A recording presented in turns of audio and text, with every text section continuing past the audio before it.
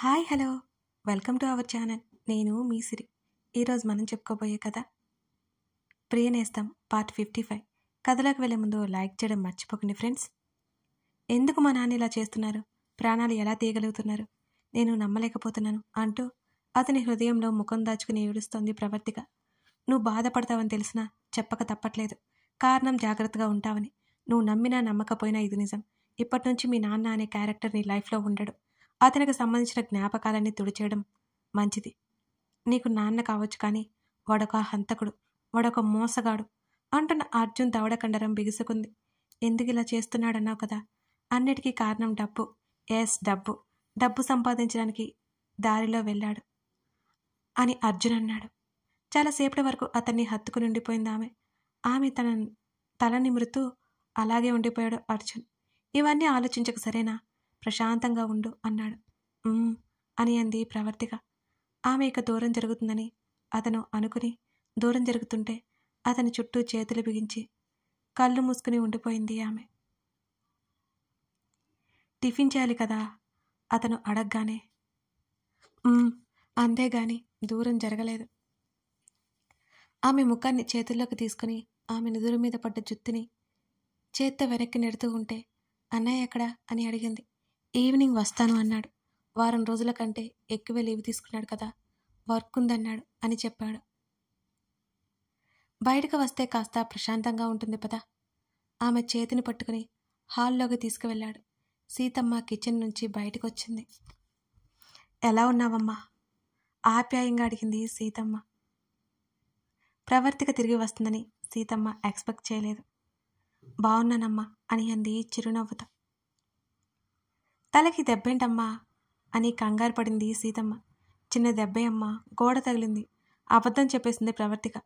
అర్జున్ బాబు, నువ్వు కూడా రా, మీ ఇద్దరికి టిఫిన్ వడ్డిస్తాను అని సీతమ్మ అనగానే తల ఊపి డైనింగ్ టేబుల్ దగ్గరికి నడిచాడు అర్జున్. టిఫిన్ తిన్నాక పనులుంటే చూసుకుని సీతమ్మ వెళ్ళిపోయింది. టీవీ పెట్టి సోఫాలో సెటిల్ అయ్యాడు అర్జున్. అతనితో టైం స్పెండ్ చేయాలని ఉన్నా ఆమెలో మొహమాటం అలాగే ఉంది మరి. మెల్లిగా అతని దగ్గరికి వెళ్ళి అతని పక్కన కూర్చుంది ఆమె. ఏవో ఇంగ్లీష్ మూవీస్ చూస్తున్నాడు. ఆమెకి ఒక్క ముక్క కూడా అర్థం కావడం లేదు. ఆమె చేతిని తన చేతిలోకి తీసుకుని ఆమె చేతి వెళ్ళి లాగుతూ ఉన్నాడు. కాసేపటికి ఒక భయంకరమైన గోస్ట్ సీన్ కనిపించగానే గట్టిగా అరుస్తూ అర్జున్ భుజం దగ్గర ముఖం దాచుకుంది ఆమె. ఉలిక్కిపడి ఆమె వైపు చూశాడు. ఆమె ఎందుకు అరిచిందో అతనికి అర్థం కాలేదు. అతని చేతి వెళ్ళి లాగడం వల్ల నొప్పి పుట్టిందేమో అని అతను సడన్గా అలా అనుకున్నాడు. ఆమె చేతిని మెల్లిగా సవరదీశాడు. తర్వాత దూరం జరిగింది. సారీ అన్నాడు అర్జున్. నాకు కొంచెం భయం అని చాలా చిన్నగా చెప్పింది ప్రవర్తిక. అయోమయంగా చూశాడు అతను ఆమె వైపు. దెయ్యాలంటే చిన్నప్పటి నుంచి నాకు భయం అని ఓ నవ్వు నవ్వుతూ చెప్పింది ప్రవర్తిక. ఆమె ఎందుకు అరిచింది అప్పటికి అతనికి ప్రస్ఫుటమైంది. భయపడి అరిచావా అని ఆశ్చర్యంగా చూశాడు. ఒక్కసారిగా రక్షణ గుర్తు చేసింది ప్రవర్తిక. బాధగా మారిపోయే అతని మనసుకు అతనే ఊరట కల్పించుకున్నాడు. స్వచ్ఛంగా నవ్వాడు. ఇప్పటి నుంచి తనకి ఇద్దరు ఒక్కటే అనుకుంటూ ఆ బాధ నుండి బయటపడ్డాడు అతను. నొప్పి తగ్గిందా ఆమె తల దగ్గర నిమిరాడు అర్జున్. తగ్గింది అని అంది ఆమె. రెస్ట్ తీసుకుంటావా? మీరు ఈరోజు ఆఫీస్కి వెళ్తారా? వెళ్ళమంటావా? ఉండమంటే ఉంటారా అని అడిగింది. అడిగి చూడు, ఉంటానో లేదో. ఆమె కళ్ళల్లోకి చూశాడు అర్జున్. అడిగాక కాదనరుగా. ముందు అడిగితే కదా తెలిసేది.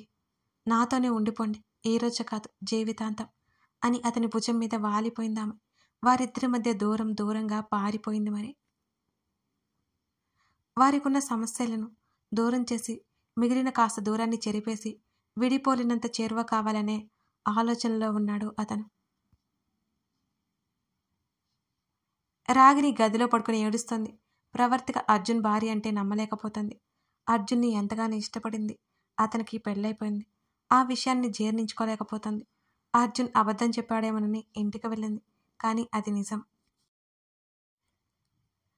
అర్జున్ గురించి తెలుసుకుంది. అతను ప్రేమించిన రక్ష చనిపోయిందని తెలిసినా అర్జున్ ఇంకా రక్షని మర్చిపోలేదని అర్థమైనా ప్రేమ కోసం అతని వెంట తిరిగింది.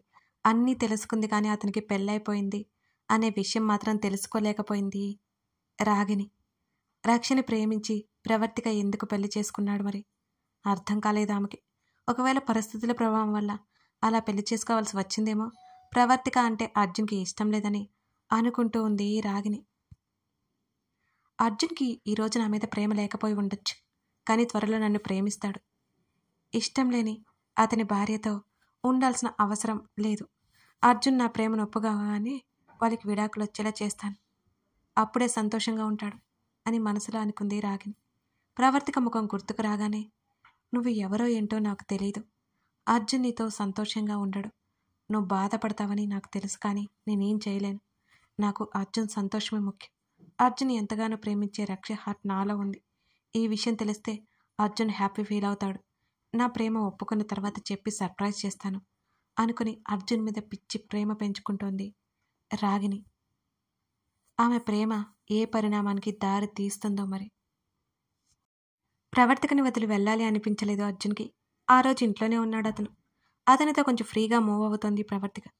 ఆమె గురించి చెప్పడం, ఆమె ఇష్టాయిష్టాలు ఏంటో తెలుసుకోవడం, అడిగి మరి అర్జున్ పేరెంట్స్ గురించి తెలుసుకుంటోంది.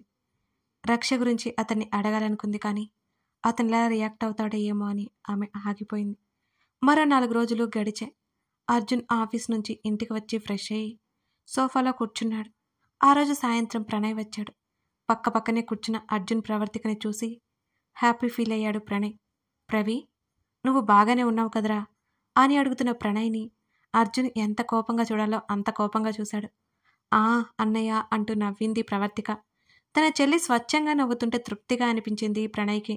ప్రవి, ఇక్కడే ఉంటావా లేకపోతే వచ్చేస్తావా అని ప్రణయ్ అడగగానే ఈసారి అర్జున్ ఊరుకోలేదు. ప్రణయ్ షర్టు కాలర్ పట్టుకుని పిడికిలి బిగించి పట్టలో పంచిచ్చాడు అర్జున్. ప్రణయ్ కూడా తక్కువ కాదు అన్నట్టు అర్జున్ని కొట్టడం స్టార్ట్ చేశాడు. అంత జరుగుతుంటే ప్రవర్తికకేం అర్థం కాక బిక్కమొహం వేసుకొని చూస్తోంది పాపం. కాసేపటికి కానీ ఆమె తేరుకోలేకపోయింది. ఏవండి, అన్నయ్య ఆగండి. ఆమె మాటలు వాళ్ళ ఇద్దరు అసలు పట్టించుకోకుండా కొట్టుకోసాగారు ఒకరినొకరు. ఈడియట్, చాలా ఓవర్ యాక్షన్ చేస్తున్నావురా అని సోఫాలో పడేసి మీద కూర్చొని ప్రణయ్ చెంప మీద ఒక్కటిచ్చాడు అర్జున్. అలాగే అర్జున్ని వెనక్కి నెట్టి లేవకుండా చేస్తూ అతని చెంప మీద కొడుతూ, లేకపోతే నిన్నెలారా నమ్ముతాననుకుంటున్నావురా నువ్వు? ప్రాక్టికల్గా చూపించావు కూడా అని అన్నాడు ప్రణయ్. ఓవర్ యాక్షన్ ఆపితే మంచిది. ప్రణయ్ పొట్టలో పంచి ఇచ్చి చేతులు విడిపించుకున్నాడు అర్జున్. అర్జున్ని ప్రణయ్ ఏదో అనేలోపు పెద్ద సౌండ్ వచ్చింది. అందరూ కొట్టుకోవడం ఆపేసి తల తిప్పి చూశారు. ప్రవర్తిక ఒక గిన్నెని తీసుకొచ్చి నేల మీద ఎత్తి పడేసింది. ఇప్పటికైనా ఆపారన్నట్టు వాళ్ళిద్దరిని చూసింది. ఇద్దరు లేచి షర్ట్ సరిచేసుకుంటూ పక్కనే సోఫాలో కూర్చున్నారు. ఎందుకు శత్రువులా కొట్టుకుంటున్నారు? ఇద్దరిని ఒకంత ఆశ్చర్యం, ఒకంత అయోమయంతో కోపంగా చూస్తుంది ప్రవర్తిక. అదంతా మీ ఆయన వల్లే అని ప్రణయ్ అనగానే, నేనేం చేశానురా ఈడియట్? అర్జున్ సీరియస్గా వెంటనే అన్నాడు. ఇక ఆపండి, కాఫీ తీసుకువస్తాను అని అక్కడి నుంచి కిచెన్లోకి వెళ్ళిపోయింది ప్రవర్తిక. బావా, ఎన్నో రోజుల తర్వాత అర్జున్ని పిలిచి హత్తుకున్నాడు ప్రణయ్. చెప్పరా, ప్రణయ్ తల మీద ఒక్కడ వేశాడు అర్జున్. Are you happy? అతని ముఖంలోకి చూశాడు ప్రణయ్. చాలా హ్యాపీ, థ్యాంక్స్ రా. ప్రణయ్ చుట్టూ చేతులు వేశాడు అర్జున్. టీ కావాలా కాఫీ కావాలా అని అడగడానికి వెనక్కి వచ్చిన ప్రవర్తిక వాళ్ళని చూసి షాక్ అయి నిలబడింది. ఇద్దరూ నవ్వుకుంటూ దూరం జరిగి మాటల్లో పడిపోయారు. ఆమెని పట్టించుకోకుండానే వాళ్ళిద్దరూ ఎప్పటికీ అలాగే ఉండాలని కోరుకుని నవ్వుకుంటూ కిచెన్లోకి వెళ్ళిపోయింది ప్రవర్తిక. వెళ్ళి ఫ్రెష్ అయ్యిరాపో ప్రణయ్తో అన్నాడు అర్జున్. ప్రణయ్ కూడా వెళ్ళిపోయాడు అక్కడి నుంచి. కిచెన్లోకి వెళ్ళాడు అర్జున్. అటు తిరిగి కాఫీ కలపడం కోసం పాలు వేడి చేస్తుంది ప్రవర్తిక. ఒకసారిగా ఆమె భుజం మీద చేయి వేయగానే ఉలిక్కిపడి అరవడం గుర్తొచ్చింది అర్జున్కి. అందుకే హత్తుకుంటే ఊరుకుంటుందా అని అతను ఆగిపోయాడు. ప్రవర్తిక అతను పిలవగానే ఆమె వెనక్కి తిరిగి చూసింది. ఏంటండి అని అడిగింది. ఏం లేదు, పని చూసుకో. ఆమె దగ్గరికి వచ్చాడు అర్జున్. ఏమైనా కావాలా? అతను తననే చూస్తూ అడిగింది. తల దించుకొని, ఏమక్కలేదు, నువ్వు పని చూసుకో. అతను కిచెన్ గడ్డి మీద కూర్చుని చేతులు కట్టుకొని ఆమెని చూడసాగాడు. అతని చూపులు ఆమెను తాకుతుంటే నిలబడ్డం కూడా చేత కాలేదు ప్రవర్తికకి. ఎందుకు అలా చూస్తున్నారు అని తడబడుతూ అడిగింది ఆమె. ఎలా చూశాను అని అన్నాడు. ఆమె నుంచి ఏమాత్రం చూపు తిప్పుకోకుండానే అర్జున్. ఏం చెప్పాలో తెలియక తల అటు ఇటు అడ్డంగా ఊపి కాఫీ పౌడర్, షుగర్ తీసుకుంది ఆమె. కిచెన్ గట్టు నుంచి దిగి ఆమె వెనుకగా నిలబడి ఆమె భుజం నుండి ముందుకు తొంగి చూశాడు. అప్పటికే అతను ఊపిరి తాకుతుంటే చేసే పనులు ఆపేసి ఆమె బిగుసుకుపోయింది. ఆమె భుజం మీద ముద్దు పెట్టుకుని జాగ్రత్త అనేసి అక్కడి నుంచి వెళ్ళిపోయాడు. అప్పటికి కానీ ఆమె ఊపిరి పీల్చుకోలేకపోయింది. రిలాక్స్ ఫీల్ అవుతూ నవ్వుకుంటోంది. కిచెన్ నుంచి నవ్వుకుంటూ వెళ్తున్న అర్జున్ని చూసి ప్రణయ్ మనసు గాల్లో తేలిపోతోంది. తర్వాత ఇద్దరికి కాఫీ ఇచ్చి ప్రణయ్ పక్కన కూర్చుంది ప్రవర్తిక. ఎక్కడుంటున్నావురా అని అడిగాడు అర్జున్. ఆఫీస్ వాళ్ళు క్వార్టర్స్ ఇచ్చారా, అక్కడ ఉండాలి అనుకుంటున్నాను తాగుతూ చెప్పాడు ప్రణయ్. ఎప్పట్లో ఇక్కడికి వచ్చేయచ్చు కదా అని అర్జున్ అడిగాడు. కుదరదురా, అక్కడైతే ఆఫీస్కి దగ్గర అని చిరునవ్వుతో చెప్పాడు ప్రణయ్. ప్రణయ్ ఉండొచ్చుగా అన్నట్టు తన అన్నయ్య వైపు చూసింది ప్రవర్తిక. ఈ సంవత్సరం అంతా నాకు లీవ్స్ తీసుకోవడం సరిపోయిందిక, ఇలాగే కొన్ని రోజులు చేస్తే గెంటేస్తారు ఆఫీస్ నుంచి, తప్పదురా అంటూ చెల్లి తల నిమిరాడు ప్రణయ్. అలాగే అన్నట్టు తల ఊపింది ప్రవర్తిక. కాసేపు తర్వాత సీతమ్మ వచ్చి పలకరించింది. లోహిత విషయం అర్జున్కి తెలుసు కాబట్టి సీతమ్మతో కూడా చెప్పాలి అనుకున్నాడు. సీతమ్మ, నీతో ఒక ముఖ్యమైన విషయం మాట్లాడాలి అని అన్నాడు ప్రణయ్. ఏంటది ప్రణయ్ బాబు అంటూ దగ్గరకొచ్చింది సీతమ్మ కాస్త అయోమయంగా. అర్జున్కి విషయం అర్థమైంది కానీ ప్రవర్తికకి విషయం ఏంటో అర్థం కాలేదు. కూర్చో సీతమ్మ అని అర్జున్ అన్నాడు. మొహమాటంగా సోఫాలో కూర్చుంది సీతమ్మ. గట్టిగా ఊపిరి తీసుకుని వదిలి, నాకు మీ అమ్మాయి లోహిత్ అంటే ఇష్టం, మీకు కూడా ఇష్టమైతే నేను మీ అమ్మాయిని పెళ్లి చేసుకుంటాను సీతమ్మ అంటూ సీతమ్మ వైపు చూశాడు ప్రణయ్. ప్రణయ్ చెప్పింది విని షాక్ అయింది ప్రవర్తిక. సీతమ్మ, అందులో బలవంతం ఏం లేదు, నీకు లోహిత్కి ఇష్టమైతేనే అని చెప్పాడు అర్జున్. అది కాదు బాబు, ఇంకో 3 నెలల్లో దాని చదువు అయిపోతుంది, తర్వాతే ఏం చేస్తుందో తెలీదు, అసలు పెళ్ళి ఇష్టమో కాదో తెలీదు, ఒక్కగానొక్క కూతురు, దాని సంతోషమే నాకు ముఖ్యం, దాన్ని అడిగి చెప్తాను, అది కాదంటే అంటూ చెప్పలేక ఆగిపోయింది సీతమ్మ.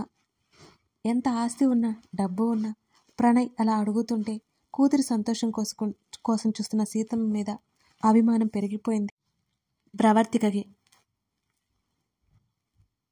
అమ్మా, మీరేం కంగారు పడకండి, మీ కూతురు అవునని అనడం కాదు, కాదండి అంటాం, ఆ అమ్మాయి ఇష్టం, ఇందులో ఎవరి నిర్ణయాలకు తావలేదు. లోహితని అడిగిన తర్వాతే మీ నిర్ణయం చెప్పండి. పెళ్లి మీద అమ్మాయి బోల్డ్ ఆశలు పెట్టుకుని ఉంటుంది కదా, ఏదైనా లోహితకి నచ్చితేనే అని సీతమ్మ చేయి పట్టుకొని నవ్వుతూ చెప్పింది ప్రవర్తిక. అలాగేనమ్మా అంటూ సంతోషంగా తలూపింది సీతమ్మ కూడా.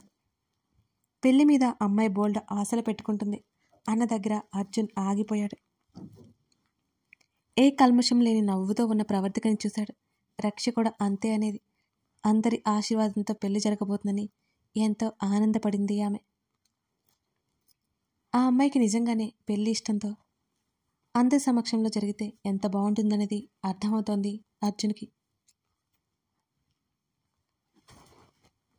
సీతమ్మ, ఇంకా 3-4 నెలల టైం ఉంది, మీరు పూర్తిగా ఆలోచించుకొని మీ నిర్ణయం ఏంటో చెప్పండి, మీ సమాధానం ఏదైనా నేను ఏమీ అనుకోను అని అన్నాడు ప్రణయ్. అక్కడున్న వారితో పాటు సీతమ్మకు కూడా ప్రణయ్ మాటలు ఉన్నతంగా అనిపించాయి. అతని కుటుంబ వివరాలు అన్నీ చెప్పాడు ప్రణయ్. కాసేపు మాట్లాడి సీతమ్మ వంట చేసి అక్కడి నుంచి వెళ్ళిపోయింది. ఎన్నో రోజుల తర్వాత అర్జున్, ప్రవర్తిక, ప్రణయ్ సంతోషంగా కలిసి భోజనం చేశారు ఆ రోజు. ప్రవి, వెళ్ళి వస్తాన్రా అని చెల్లి చేతిని పట్టుకుని చెప్పాడు. అని అంది ఇష్టం లేకపోయినా. బావా బాయ్రా అర్జున్ని హత్తుకొని వదిలి వెళ్ళిపోయాడు ప్రణయ్. అర్జున్ ఫ్రెష్ అయ్యి షర్టు కోసం కబోర్డ్స్ ఓపెన్ చేయగా వాళ్ళంతకుముందు షాపింగ్ చేసిన కవర్స్ అన్నీ అక్కడే కనబడ్డాయి. ప్రవర్తిక వాటిని యూజ్ చేయకుండా అక్కడే ఎందుకు ఉంచిందో అతనికి అర్థం కాలేదు. ఆమె నుదురు మీద ఉన్న గాయం తగ్గుముఖం పట్టింది. తలస్నానం చేసి బాల్కనీలో తల తుడుచుకుంటోంది ప్రవర్తిక. టవల్ అక్కడే దండం మీద ఆరేసి చేతులతో జుట్టు వెనక్కి అనుకుంటూ లోపలికొచ్చి బాల్కనీ డోర్ క్లోజ్ చేసింది ఆమె. బెడ్ మీద కూర్చొని కవర్స్ పక్కన పెట్టాడు అర్జున్. ఇలారా చేతిని ముందుకు చాపి పిలిచాడు ఆమెని.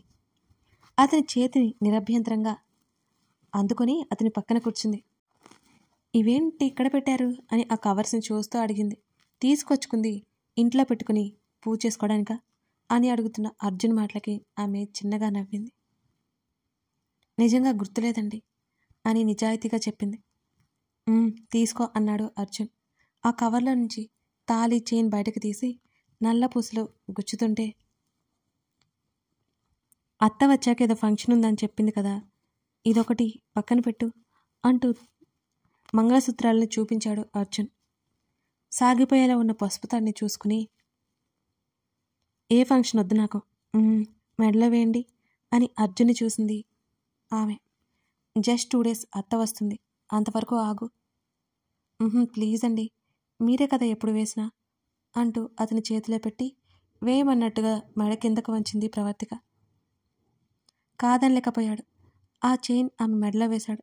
ఆమె మెడలో ఉన్న పసుపు తాడు తీసుకుని దేవుడి గదిలో పెట్టేసి వచ్చింది. దేవుడి గదిలో కుంకుమ తీసుకొచ్చి అతని చేతికి పట్టించి పాపిట్లో పెట్టించుకుంది. ఆమె ముఖంలో తృప్తి స్పష్టంగా తెలుస్తోంది అర్జున్కి. అతని చైన్ మెడలో వేయగానే, కుంకుమ పెట్టగానే ఆమె ముఖంలో చిరునవ్వు, ఆమె కళ్ళల్లో నీళ్లు కూడా ఒకేసారి వచ్చాయి. ఒకప్పుడు ఇష్టం లేకుండానే అదంతా జరిగింది, కానీ ఇప్పుడు ఆమె ఇష్టంతో జరుగుతుంది. ఇక నుంచి ప్రవర్తిక అర్జున్ సంతోషాన్ని మీరు చూడబోతున్నారు. మధ్యలో డిస్టర్బెన్స్ వచ్చినా వీళ్ళు ఎప్పటికీ విడిపోకూడదని కోరుకుందాం, సరేనా? కథ నచ్చితే లైక్ చేసి కామెంట్ చేయడం మర్చిపోకండి. నేను రెగ్యులర్గా ఎంతో కష్టమైన మీకోసం టైం టు టైం ఎపిసోడ్స్ ఇస్తున్నాను కదా, కానీ మీరు ఒక్క రోజున నేను 5K లైక్స్ చూద్దామంటే ఎప్పుడూ చేస్తారని ఆశిస్తున్నాను.